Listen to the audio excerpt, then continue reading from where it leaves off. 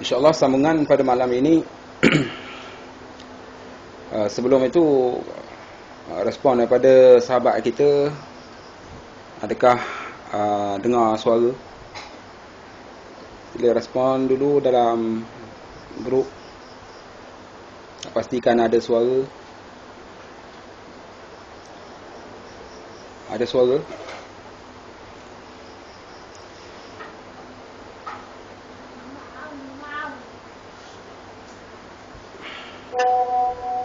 Baik, kita teruskan pada malam ini sambungan pada buku 10 Pembatal Keislaman, pada muka surat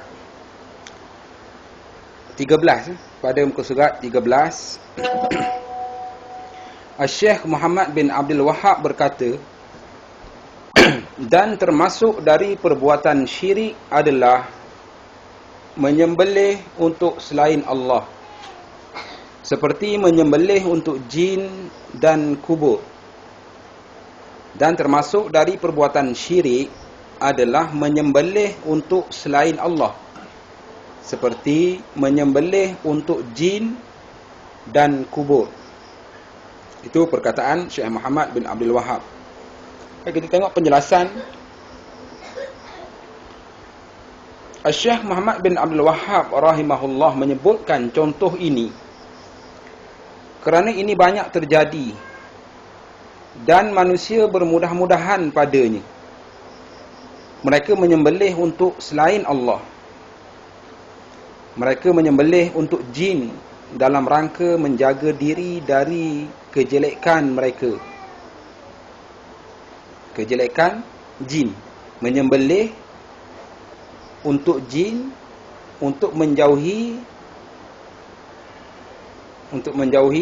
keburukan jin, mudaratnya jin. Itu maksud dia. Juga dalam rangka berubat dan penyembuhan. Ini banyak yang berlaku di zaman Syekh Muhammad bin Abdul Wahhab, sehingga dia mengeluarkan apa yang tersimpan di dalam hadis, apa yang tersimpan di dalam sunnah, apa yang ada di dalam Al-Quran berkenaan dengan larangan-larangan yang akan menyebabkan tauhid seseorang itu akan rosak. Kebanyakan manusia bermudah-mudahan dalam masalah ini, dan ini banyak terjadi. Padahal ini adalah syirik besar. Apa yang disebut ini adalah syirik besar, iaitu menyembelih untuk selain Allah. Menyembelih untuk selain Allah. Dan kita dah sebutkan sebelum ini berkenaan dengan sembelihan. Dia adalah ibadah. Berdasarkan ayat, Allah perintahkan, wanhar, fasalli li rabbika wanhar. Dan sembahyanglah dan lakukanlah sembelihan. Jadi itu adalah arahan daripada Allah Subhanahu Wa Taala. Jadi setiap arahan yang Allah perintahkan, jadi kita lakukan, itu adalah ibadah kepada Allah. Ibadah kepada Allah. Apabila sesuatu yang disuruh oleh Allah, jika kita melakukan untuk Allah, kerana Allah, maka ia adalah ibadah. Tapi kalau kita melakukan untuk selain Allah, dia akan jadi syirik. Jadi apa yang disebutkan oleh pengarang, iaitu syirik besar. Apa maksud syirik besar? Iaitu syirik yang akan mengeluarkan seseorang daripada agama. Syirik yang akan mengeluarkan seseorang daripada Islam. Padahal ini adalah syirik besar yang mengeluarkan pelakunya dari agamanya. Dan ini bukan perkara yang mudah. Keluar daripada agama bukan satu benda yang remeh. Keluar daripada agama bukannya seperti keluar masuk rumah. Keluar daripada agama tak kena gaya. Kalau tidak sempat nak kembali semula bertaubat kepada Allah, mati dalam keadaan kufur. Ada cerita-cerita Bani Israel berkenaan dengan suatu orang yang hebat di zaman Nabi Musa. Doanya mustajab. Doanya adalah mustajab. Tapi apa yang berlaku oleh kerana ilmu tidak ada, dia ditipu oleh syaitan, dengan diberi pilihan kepada dia, sama ada nak berzina ataupun nak bunuh orang ataupun nak minum arak. Jadi dia pilih untuk minum arak. Apabila dia tengok satu orang yang hebat beribadah, lebih daripada dia, rupanya yang hebat beribadah itu adalah syaitan. Jadi dia bertanya kepada orang yang kuat beribadah itu, apa sebab engkau beribadah sehingga mengalahkan aku? Maka kata lelaki yang bentuk syaitan itu, engkau beribadah kerana tidak dimulakan dengan taubat. Aku beribadah sebab aku bermula dengan taubat. Maksudnya sebelum ini aku melakukan kejahatan dan aku begitu menyesal dan aku bertaubat. Akhirnya Allah beri kepada aku kemanisan dalam beribadah. Maka lelaki itu tanya kepada syaitan yang berupa seorang lelaki itu, lalu bagaimana kalau aku nak jadi macam kau? Kata syaitan itu, kamu pilih antara 3. Minum arak, berzina, ataupun membunuh. Maka oleh kerana orang yang dikira sebagai mustajab doa ni begitu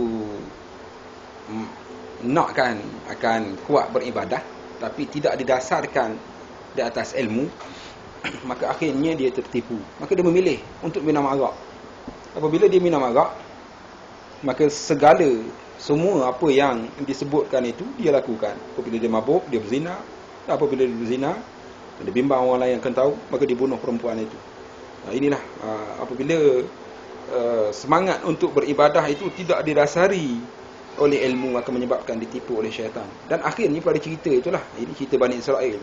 Kita boleh sebagai kita nak dengar je, nak kata ya ataupun tidak tu, kita ambil dia punya pengajaran. Akhirnya ketika mana dia nak mati, syaitan datang sekali lagi. Aku boleh lepaskan kau daripada dia ni ditangkap. Apabila dia membunuh, maka dia ditangkap, diikat untuk dibunuh balas. Maka datang syaitan bagi tahu, aku boleh lepaskan kau, lepas pada ni engkau bertaubatlah. Tapi dengan satu syarat, kau ucap perkataan yang kufur, perkataan yang murtad. Maka sekali lagi dia ditipu, maka dia ucapkan perkataan itu. Akhirnya dia dijatuhkan hukuman. Syaitan tidak melepaskan dia, tapi dia dijatuhkan hukuman dalam keadaan dia mati tidak beriman kepada Allah Subhanahu Wa Taala. Jadi ini adalah satu perkara yang cukup besar.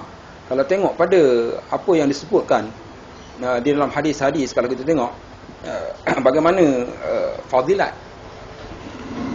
fadilat bertauhid kepada Allah Subhanahu Wa Taala, yang mana dengan tauhid itu segala dosa selain daripada dosa tauhid Allah boleh untuk ampunkan. Bahkan itulah sebenarnya syafaat daripada Allah Subhanahu Wa Taala, dengan satu syarat, tidak syirik. Jadi berkenaan dengan menyembelih untuk selain Allah ini adalah syirik besar yang mengeluarkan pelakunya daripada agama Islam. Silakan. Baik, kita dah mula. Sahabat-sahabat kita baru sampai ni. Orang jauh dulu dapat dengar. Baik, kita teruskan sementara sahabat-sahabat kita menyusun kursi, meja. Kebanyakan manusia bermudah-mudahan dalam masalah ini, dan ini banyak yang terjadi. Kata pengarang, banyak terjadi pada tempat dia, di tempat dia. Di mana di sekarang ni dikenali sebagai Saudi. Banyak berlaku waktu itu. Menyembelih bukan kerana Allah, sembelih kerana jin, ataupun sembelih kerana berhala dan sebagainya. Padahal ini adalah syirik besar yang mengeluarkan pelakunya dari agamanya. Dan ini bukan perkara yang mudah. Syaitan akan berkata kepada seseorang, sembelihlah seekor anak domba, sembelihlah seekor ayam. Ini adalah perkara yang mudah. Tetapi dia tidak melihat kepada syirik. Ini dia. Dia tidak tengok pada syirik. Contoh yang boleh kita buat. Apabila seorang yang bersahabat dengan jin ataupun dengan hantu raya. Dia kat Pahang ni kita panggil hantu raya. Dia biasa membantu orang-orang yang jadikan dia sebagai sahabat lah. Banyak orang dulu banyak berkawan dengan hantu raya untuk kerja, untuk jaga kebun, untuk jaga anak bini. Maka dia berkawan dengan hantu raya. Jadi bila dia keluar pergi ke mana, jadi orang nampak dia ada di rumah. Padahal dia keluar, jadi orang tak datang lah. Rupa sama. Jadi dengan ada syarat-syaratnya. Dia tujuan ni, dia berkawan itu untuk nak jaga kebun dia. Muka surat 14. Tujuan nak jaga kebun, nak jaga keselamatan dia. Tapi dengan syarat, ada syarat dia. Itu dia. Asal ni nak menggunakan perkhidmatan jin hantu ni. Tapi akhirnya sebenarnya jin itu gunakan orang ini untuk nak syirik kepada Allah. Itu tujuan besar dia. Dengan syarat-syaratnya, berbagai lah. Dan di antaranya lah, kalau dalam masyarakat kita adanya sembahan bagi makan jin. Ayam golek. Jin tak mudah makan. Pulut kuning dengan ayam golek, ayam hitam. Jadi sembelih, disuruh oleh jin untuk sembelih. Tujuan dia apa? Tujuan dia untuk menjauhi perkara-perkara yang tidak diingini berlaku kepada ahli keluarga dia, kepada kebun dia, kepada diri dia. Dengan perjanjiannya, jin itu ataupun hantu itu akan jaga. Maka dia buat sembelihan. Kenapa? Disuruh oleh jin itu. Maka dia buat sembelihan. Maka sembelihan itu adalah suatu benda yang syirik kepada Allah. Syirik ini disebutkan sebagai syirik yang mengeluarkan seseorang daripada agama. Mengeluarkan seseorang daripada agama. Mudah aja. Sembelih ayam je. Kan? Tapi niat apa? Tapi niat dia tu kenapa? Jadi buat. Sebab apa? Sebab dia adalah ibadah. Dia adalah ibadah. Kerana bila ibadah ni, Allah sahaja yang boleh menentukan aturan beribadah. Dan bila dibuat itu hanya untuk Allah. Tu dia punya kaedah tentang ibadah. Yang layak untuk mengatur ibadah, sesuatu yang kita buat dapat pahala ini, hanyalah Allah. Itu dalam masalah ubudiyah ataupun uluhiyah. Dan bila kita buat, mestilah kita buat kerana dia semata-mata. Kalau ada campur tangan yang lain, maka akan menyebabkan ibadah itu sudah akan jadi perkara syirik kepada Allah. Walaupun benda yang mudah, walaupun ibadah yang sama. Semayang contohnya. Allah suruh kita semayang, kita pun semayang. Kenapa? Kerana Allah suruh. Kita buat kerana Allah suruh. Semata-mata kerana Allah suruh. Bukannya ada habuan dunia. Maka semayang kita itu jadi ibadah. Tapi kalau semayang itu yang Allah suruh, kita buat kerana orang lain. Allah suruh dan Allah janji nak bagi pahala. Jadi kita buat, kita mengharapkan balasan daripada orang lain. Mengharapkan balasan dalam bentuk orang kata elok pada kita. Oh bagus dia tu, nak buat menantu okeylah dia ni, semayang tak tinggal. Dia nak akan habuan dunia. Jadi dia nak daripada orang. Dia nak balasan itu daripada selain Allah. Sedangkan Allah punya arahan itu daripada Allah. Jadi buat mesti kerana Allah, tapi dia buat kerana orang lain. Maka ibadah itu, semayang, walaupun sama, dia akan jadi syirik kepada Allah. Jadi semayang, dalam keadaan dia semayang, dia syirik kepada Allah. Ini boleh berlaku.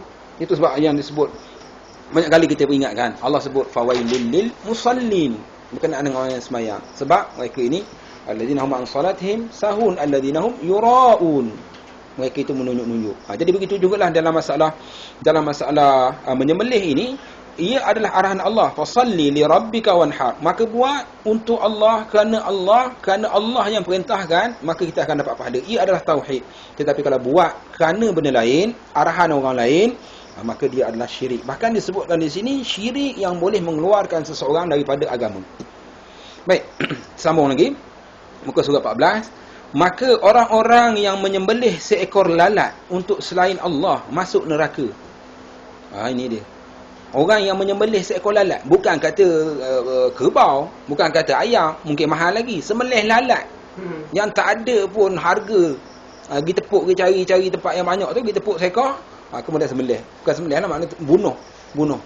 Bunuh seekor lalat kerana arahan daripada selain Allah untuk nak melepaskan mudarat, untuk nak dapatkan manfaat, maka hukum dia adalah syirik.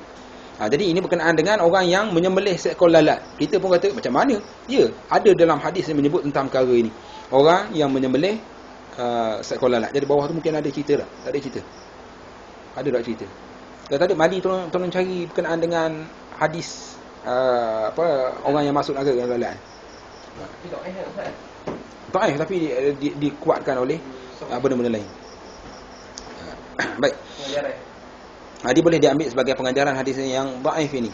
Bahkan disebut ada benda-benda lain yang menguatkan. Macam tajuk dia kita nak cari dari hadis. Masuk neraka kerana lalat.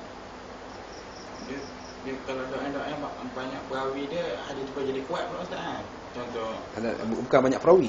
Tak, ada hadis lain yang sahih. Yang menguatkan. Ada hadis lain yang sahih yang menyokong. Maka yang tu jadi kuat lah. Bukan kata banyak perawi, kan banyak perawi pun kalau dalam silsilah perawi tu dhaif belaka, kata adalah ada 30 jalan, 30 cara turuk kan. Yang bawa hadis 30 hadis lah maksudnya. 30 hadis. 30 tu semua dhaif belaka. Jadi yang dhaif ni tetap jadi dhaif. Dia kalau macam satu dhaif tapi yang lain yang serupa hadis tu yang boleh menyokong, ada banyak yang sahih, maka dia akan jadi sahih. Bukan jadi sahih, maknanya boleh digunakan hadis tu. Baik, berkenaan dengan sembelih seekor lalat ni. Kerana hantar dalam grup bagi sahabat-sahabat kita tengok.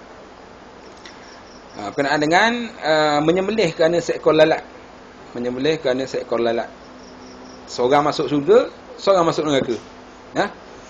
Baik, sementara kita dapatkan dalil tu, syaitan akan berkata, sembelihlah seekor anak domba, sembelihlah seekor ayam. Ini adalah perkara yang mudah, tetapi dia tidak melihat kepada syirik. Maka orang yang menyembelih seekor lalat untuk selain Allah masuk neraka.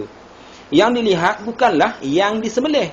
Bukan nak tengok lalat ke, nak tengok kumbang ke, nak tengok apa ke, tak. Bukan yang disembelih tu. Yang tengok kerana apa. Tetapi yang dilihat adalah akidah, iaitu keyakinan dia terhadap dia menyembelih tu sebab apa, arahan siapa, siapa yang suruh. Yang dilihat adalah niat di dalam hati dan tidak memperhatikan perkara syirik. Yang dilihat bukanlah nilai sesuatu yang disembelih, kerana yang menyembelih seekor lalat untuk selain Allah masuk ke neraka, walaupun seekor lalat. Baik, itu bahayanya syirik ini akan menyebabkan seseorang itu akan terkeluar daripada agama, walaupun dengan perkara yang cukup kecil, walaupun tidak menilai pun. Berkenaan dengan orang yang menyembelih seekor lalat. Itu syirik. Dapat dah? Dapat dah ada saya. Sebab 10 dalam kitab Syekh Muhammad mana sampai ke saya ni? Ni dalil ya. Ada saya Hantar ke mana? Kau hantar ke ya. Saya tak masuk ni. Tu dia. Baik, kita tengok apa ni. Terima kasih Mali hantar. Sahih ke hadis ni Ustaz? Awal lagi tanya tu. Saya hantar status hadis ya. Baik, hantar sekali status hadis. Baik, kita baca hadis ni berkenaan dengan kisah dua orang yang masuk neraka kerana lalat dan masuk syurga juga kerana lalat. Kita tinggalkan dia punya tag Arab dia. Ustaz Arman boleh tengoklah nanti tag tu, tak ada bagi, saya tak pandai nak baca. Baik, dari Tariq bin Shihab, beliau menceritakan bahawa Rasulullah sallallahu alaihi wasallam pernah bersabda, ada seorang lelaki yang masuk syurga gara-gara seekor lalat, dan ada pula lelaki lain yang masuk neraka gara-gara lalat. Mereka, yakni para sahabat, bertanya, bagaimana hal itu boleh terjadi wahai Rasulullah? Beliau menjawab, ada dua orang lelaki yang melewati suatu kaum yang memiliki berhala. Tidak ada seorang pun yang diperbolehkan melewati daerah itu, melainkan dia harus berkorban. Iaitu memberikan makan pada berhala. Sesuatu memberikan sesaji sesuatu untuk berhala tersebut. Mereka pun mengatakan kepada salah satu di antara dua lelaki itu. Orang-orang yang jaga ni lah, yang jaga berhala ni. Kata mereka, berkorbanlah. Ia pun menjawab, aku tidak punya apa-apa untuk dikorbankan. Mereka mengatakan, berkorbanlah walaupun hanya dengan seekor lalat. Ia pun berkorban dengan seekor lalat. Nampak? Sama ada dia bunuh ke apa ke, kita tak tahulah. Jadi nak lintas je, sebab nak lintas je. Bukan kerana Allah. Korban itu. Tak, korban itu kerana suruhan daripada berhala. Makhluk.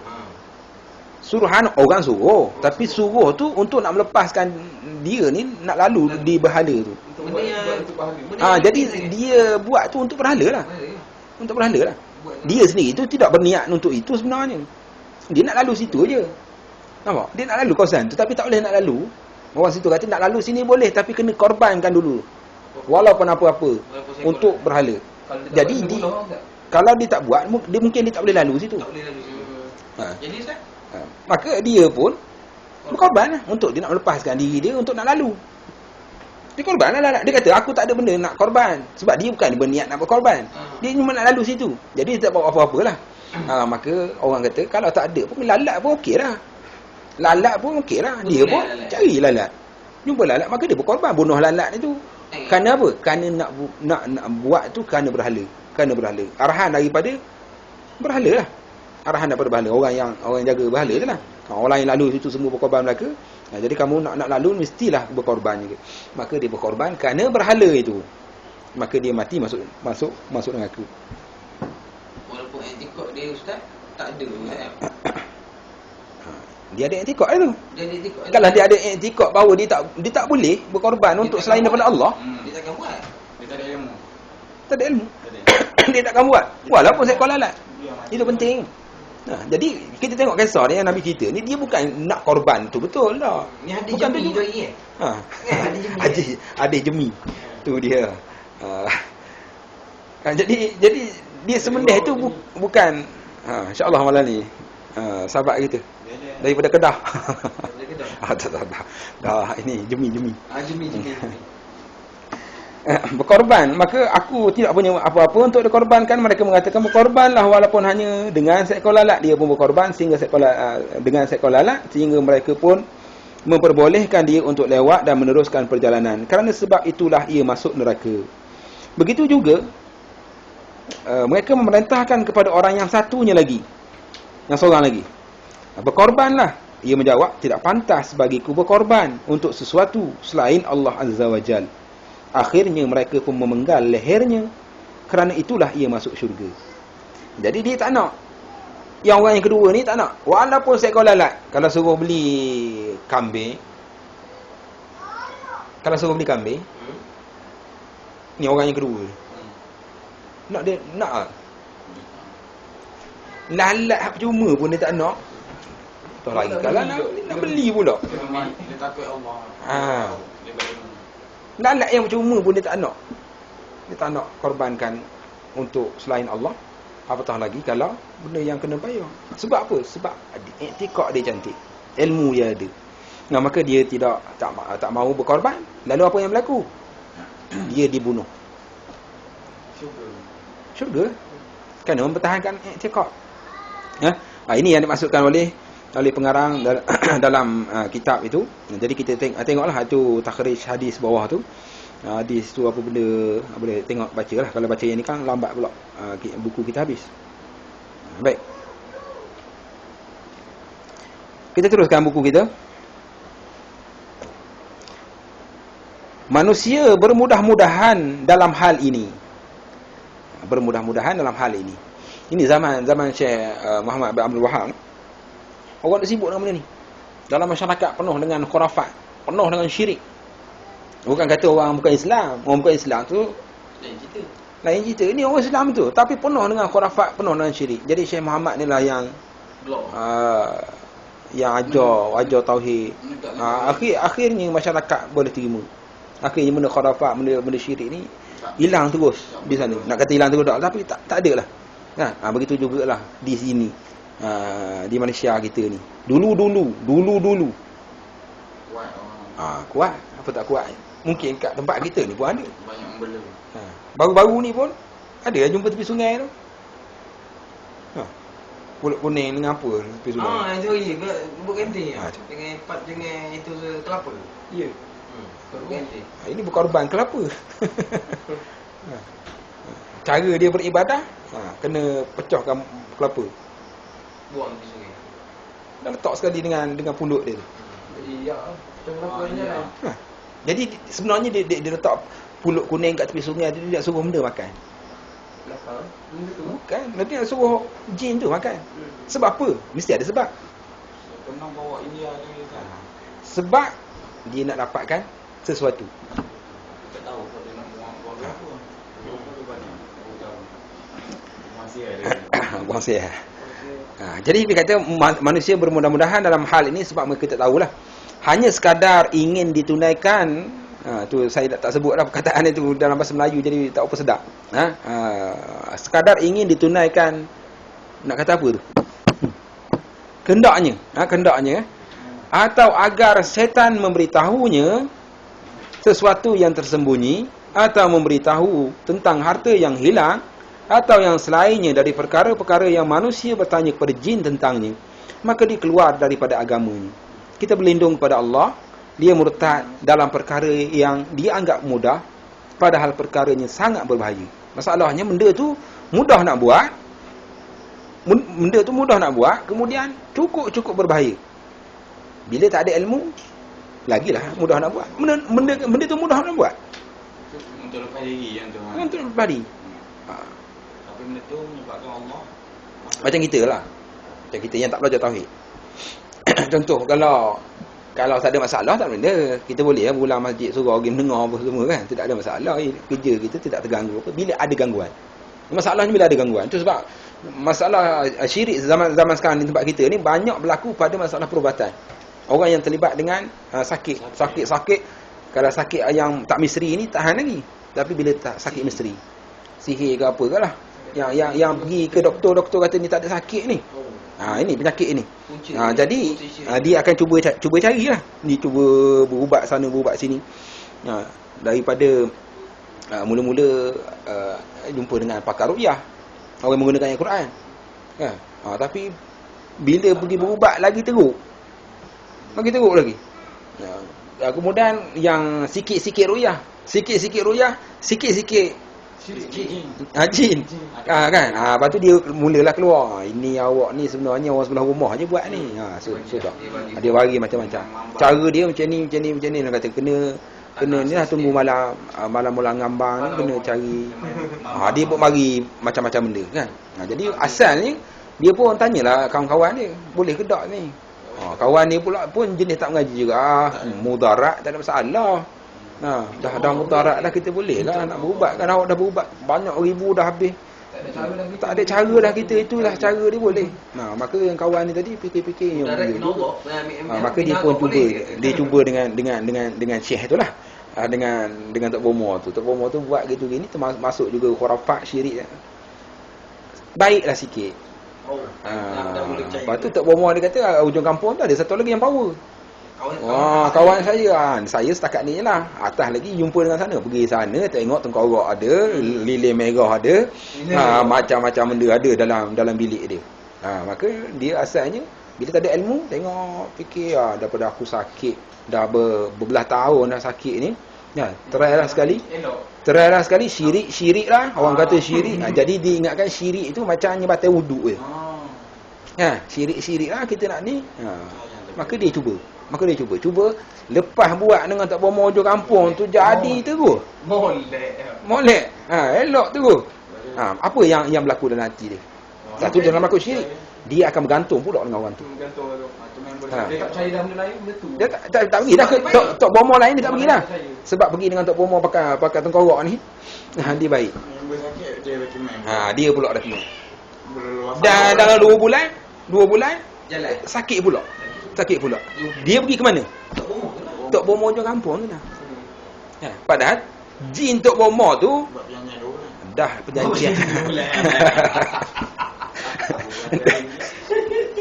Dah buat perjanjian dengan jin yang masuk ganggu dia. Bayar betul sampai 2 bulan. Itu dia. Dia ada lah bayaran sama-sama dia. Macam kita juga manusia. Itulah dia yang berlaku.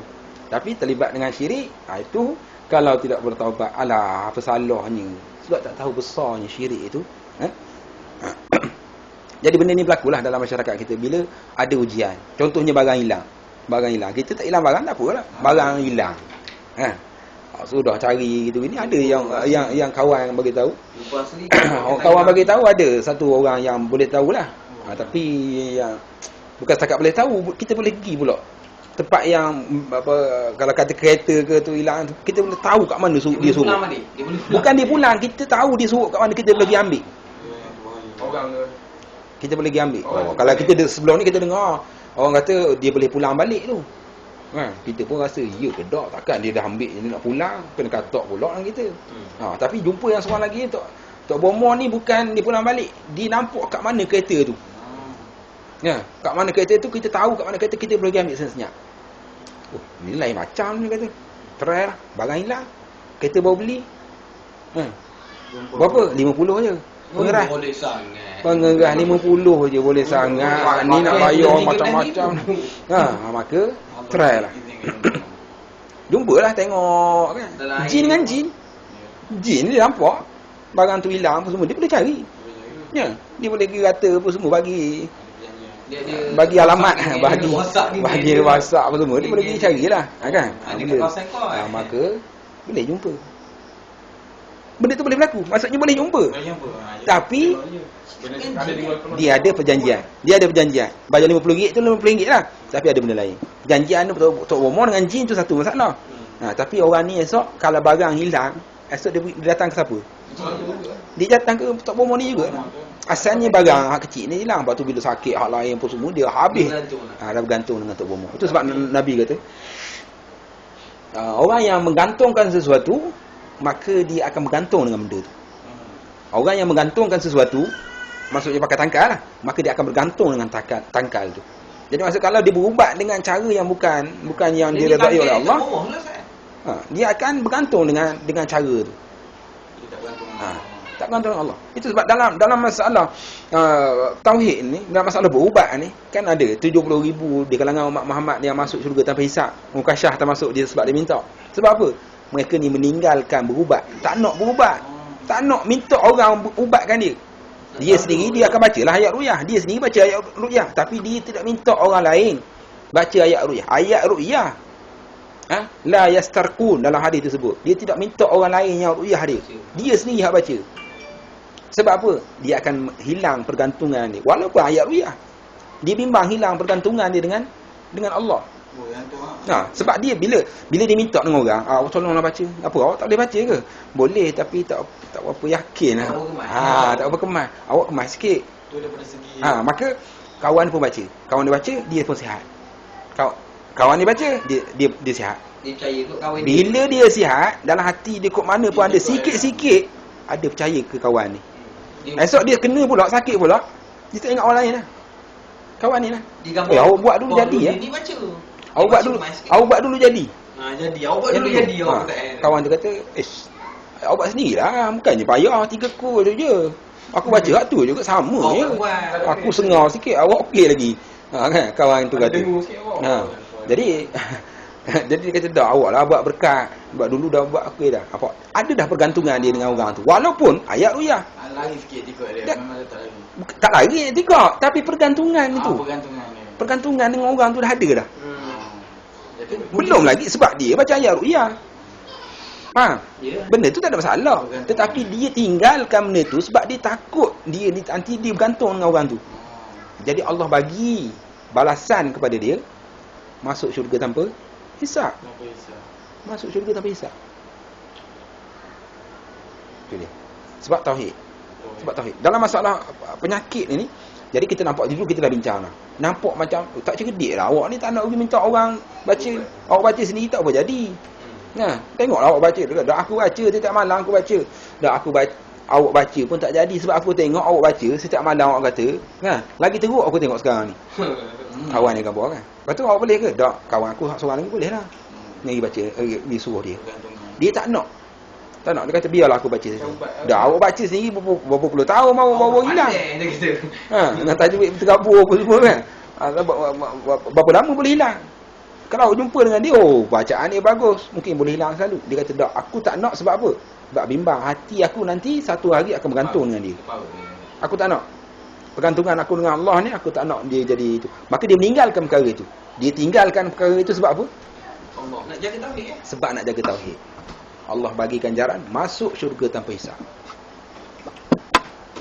Dosa apa? Dosa apa hak sebelum ni buat pun Allah tak pandang. Tu tak pandang dah. 70,000 tu. Tu free apa? Oh, 70,000. Free gig. Ukasyah punya dia golongan ukasyah. Mukasyah dapat free. Macam dapat. Dia termasuk Mukasyah dia dengar Nabi cerita kisah tu, dia pun tengok, ini peluang. Ya Rasulullah, minta kepada Allah, aku salah seorang. Nabi kata, engkau termasuk salah seorang daripada 70,000 tu. Dan Nabi pun tahu dia layak, dia tak ada. Dia layak. Golongan tu ada 70,000. 70,000 saja. Sahaja. Termasuklah Ukasyah duduk dalam tu. Sebab Ukasyah dia minta, Nabi minta dengan Allah, maka dia special lah. Dia special. Jadi sahabat-sahabat yang lain dengar Ukasyah minta, boleh juga ni minta. Maka dia pun, ya Nabi, ya Rasulullah mintakanlah. Tak. Ukasyah dah mendahului engkau. Ukasyah dah dulu, dah tak ada lah maksudnya. Tak ada lah.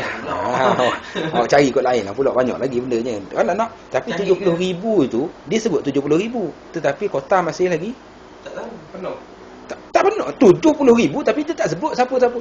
Oh dah penuh ke siapa? Mana Ukasyah seorang? Bermakna Ukasyah seorang saja. Lagi- Yang lain lagi kita tak tahu. Yang kita tahu. Mungkin ada lagi dalam 10,000 lagi akhir zaman. Okey, kita- Kalau kita okey. berusaha, kita boleh masuk.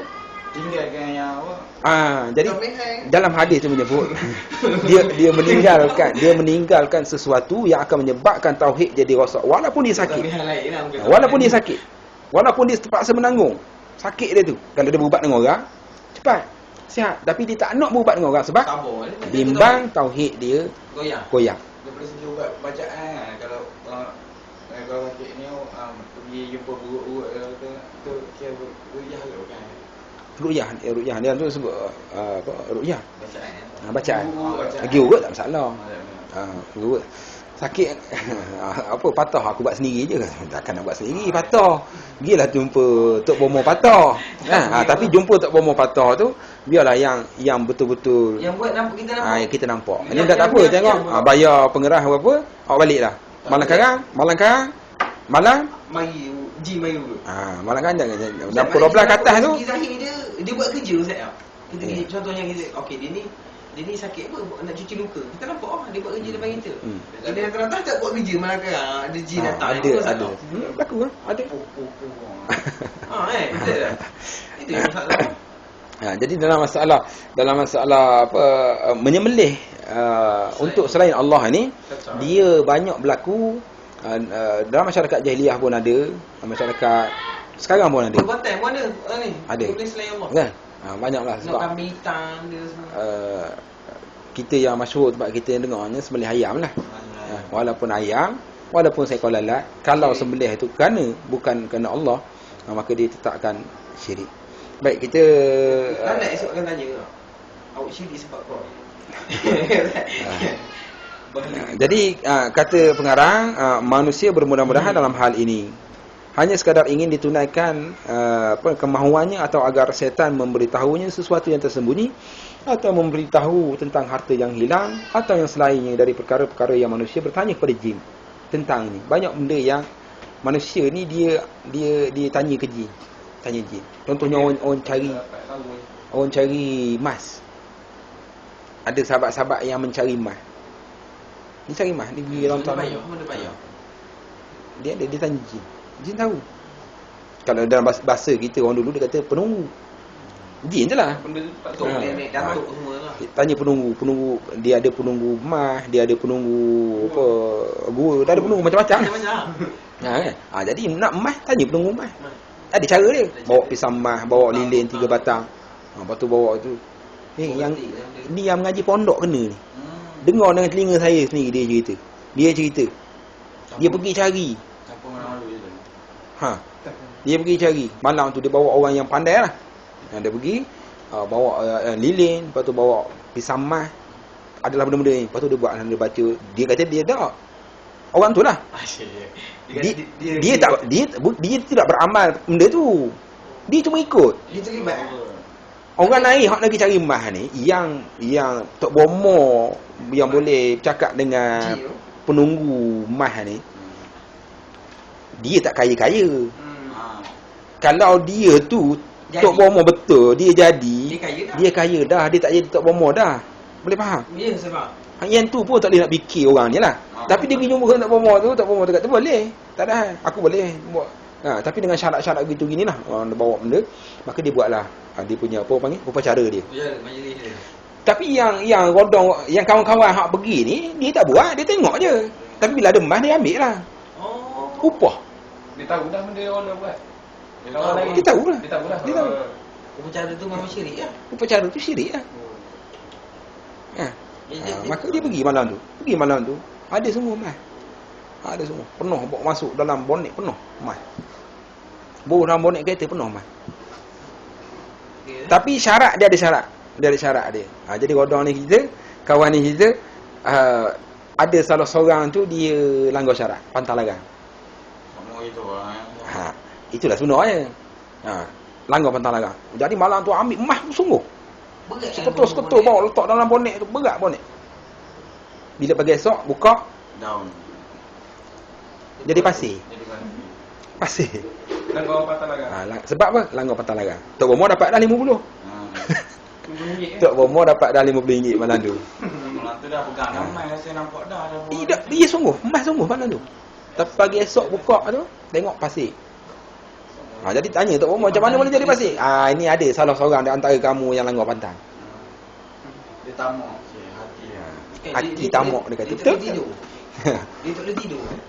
Saya tak tahu. Cerita tak tahu dah cerita. Tapi nak ceritanya apa? Kadang-kadang ni yang pergi ni yang ngaji pondok. Macam mana Ustaz? Dari segi hukum orang yang pergi tu. Masalah kan? Subhat lah. Subhat. Sebab yang orang buat tu ialah, tapi yang kawan dia percaya. Dia siap hukum. Maka dia subhat. Dia minta selain Allah. Baik. Itulah kisahnya. Kisah dalam hidup yang berlaku. Perkara-perkara yang macam barang hilangnya tu juga. Ada orang-orang yang Allah, dia kata Allah bagi. Tapi sebenarnya dia rapat dengan jin. Ya. Dia jual nama Allah. Pakai Allah lah. Dia kata ni, alhamdulillah Allah bagi. Dulu sebelum pergi Mekah tu, balik umrah dia dapat kan dia kata. Dulu tak nampak. Tengok Balik umrah ni lah dapatnya dia kata. Dulu tak nampak. Ni sekarang ni bila barang hilang, dia boleh sebut kat mana duduk. Betul pula tu. Tepat. Barang hilang, cincin hilang apa je ke dia. Dia pun dia pejam mata sekejap. Dia kata ada ni dalam lemari tu, bawah kain warna biru. Kawan tu cari dia sungguh. Bukan dia suruh tak. Jin tu tahu tu duduk mana. Jin tu boleh cari. Cara jin cari tahu lah. Macam kita pakai alat yang tu. Weh, tengok. Apa ni? Pengesan Pengesan kan? Titik. Pengesan. Pengesan besi apa. Jadi jin dia ada teknologi macam kita juga. Nak cari tu. Cari sekat sini rupanya dia pun bagi tahu pada manusia. Yang kawan dia kata, ni ada apa semuanya rahmat Allah bagi. Nikmat Allah bagi. Balik umrah dulu dah dapatnya ni apa? Padahal malam dia mimpi ada bacaan-bacaan tertentu yang jin masuk dalam mimpi dia, syaitan masuk bagi bacaan gitu gini, maka dia beramal. Menyebabkan jin rapat dengan dia. Yang buat amal tu lagi lah syirik besar lah. Hak kita tanya tu masalah dah. Yang tu Man ata arrafan atau kahinan, kata Nabi. Siapa yang datangnya kepada ahli nujum, apa ahli nujum apa ni? Peramal. Penapan nasib. Peramal nasib. Tidak diterima sembahyang ni 40 hari. 40 hari tidak diterima amalan dia. 40 hari tidak terima sembahyang dia. Pergi tanya, pergi datang je. Bukannya percaya. Kalau percaya dia telah pun kufur terhadap apa yang diturunkan kepada Muhammad SAW. Kalau percaya, ini pergi tanya je. Barang aku hilang, boleh telik sikit tak? Sedap dia cakap. Saya telik sikit. Boleh lah. Tuhan bagi kelebihan pada aku ni untuk dikongsi. Ada kawan-kawan, ni kawan dia kata. Ada kawan-kawan yang susah, aku boleh tolong. Tak masalah. Baik. Berapa pengerah tak payah pengerah. Kita kawan-kawan ni tak payah. Tak payah pengerah. Boleh makan. Belanja makan je tak boleh. Minum air tak apa. Kat mana barang-barang apa hilang. Dia pun cerita gitu gini. Bini hilang. Kacau. Rupanya betul bomoh tu. Bagilah ngantuk ni. Baik. Ustaz, macam kita mimpi contoh nombor Ustaz. Kita mimpi nombor Ustaz. Itu kita tak beli Ustaz Kita Bagi kau dah. Kita pun tak bagi kau orang. Betul hari esok tu kita tengok, naik nombor ni. Tak apa kan? Betul kita terasa dalam hati tu, rugi aku tak. Tak apa kan nak baca. Dia pulak mimpi. Betul Ustaz? Betul tak? Kita ada Tak ada masalah. Setakat kita rasa rugi tengok berapa sejuta menang. Oi rugi kalau aku beli. Waktu tu tauhid jalan. Awak kata apa? Enggak tauhid tanya. Awak kata apa tadi? Rugi. Rugi apa? Tauhid marah. Tauhid akan proses. Tauhid akan kata rugi apa? Sekarang ni orang masuk neraka. Masuk neraka selama-lamanya. Nak dapat sejuta nak masuk neraka. Jadi waktu itu tauhid kita akan kontrol kita. Faham? Itu penting tauhid. Bunyi ke tauhid bunyi? Dah tentu. Malaikat dia sentiasa ada dengan orang beriman. Dia akan sebut, dia akan hembus, dia akan bisikkan benda-benda yang baik. Kalau kita nak buat benda tak elok, malaikat akan bagi tahu, jangan. Ya. Tinggal lagi dalam mind kita. Dalam mind kita kalau betul, kita akan ikutlah apa yang disebut oleh malaikat. Dipimpin. Itu setara tu Allah nak selamatkan kita. Nak selamatkan kita.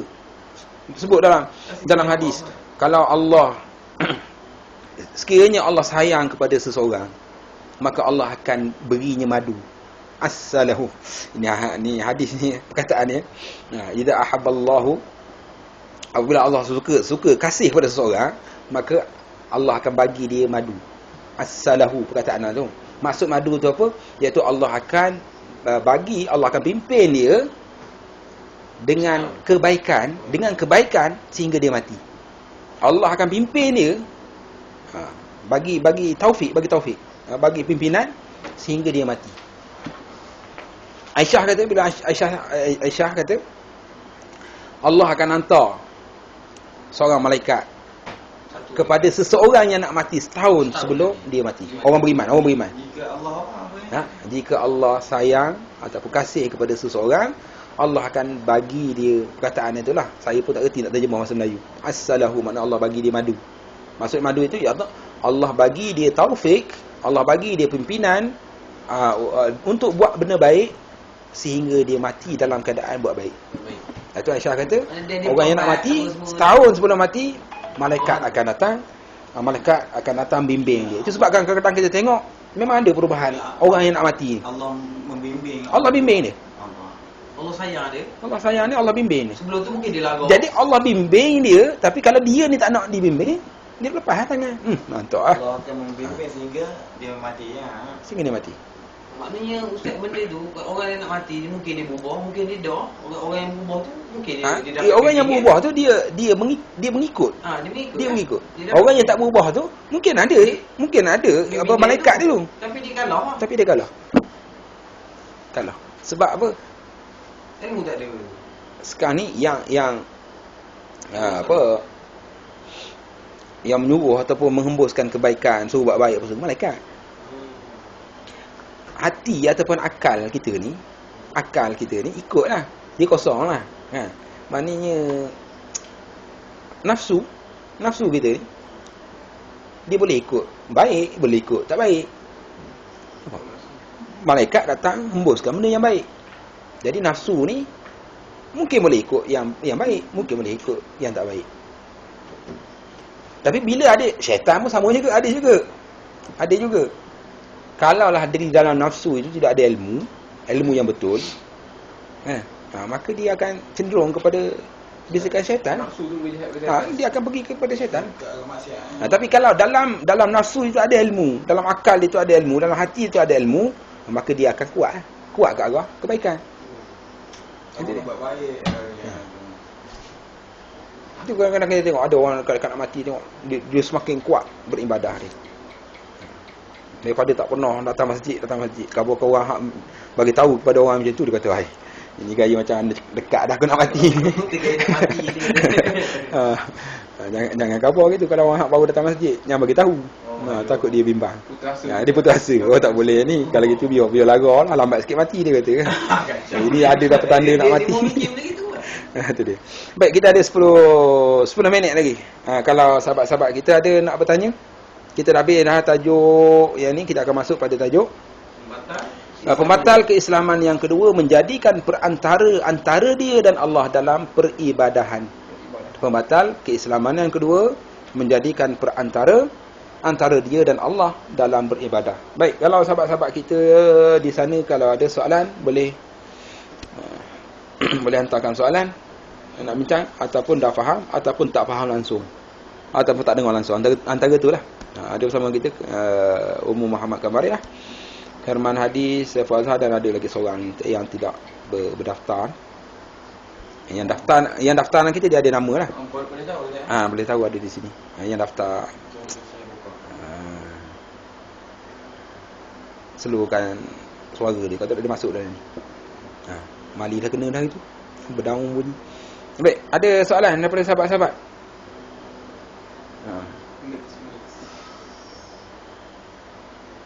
Ada tidak soalan daripada sahabat kita?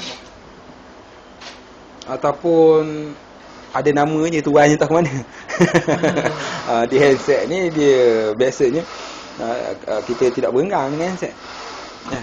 Tapi boleh juga kita berenggang, pasang, kita tinggal. Tak ada sahabat-sahabat kita di luar sana? Ada. Ummu Muhammad ada hantar suara.